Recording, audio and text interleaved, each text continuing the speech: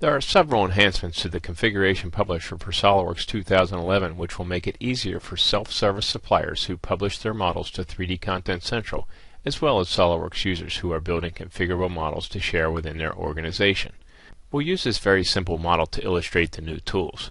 The width and height are configurable, and the presence of the round boss depends on whether or not the fillet fails. As you can see, as we change the height below 30 millimeters, the fillet fails, so we'll suppress the boss if this happens. Let's jump into the Configuration Publisher to set up our model.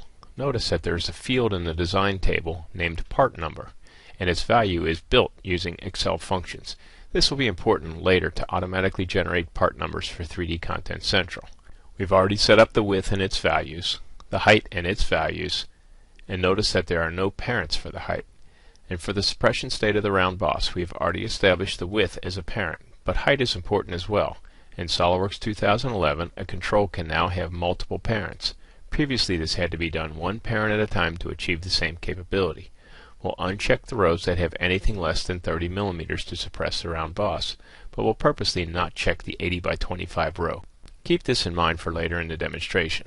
We can use the Preview tab to check the logic of our design and see that we do get a round boss when the height or width is more than 30 millimeters. On the 3D Content Central tab, you may notice that we now list the part number from the design table that we spoke of earlier.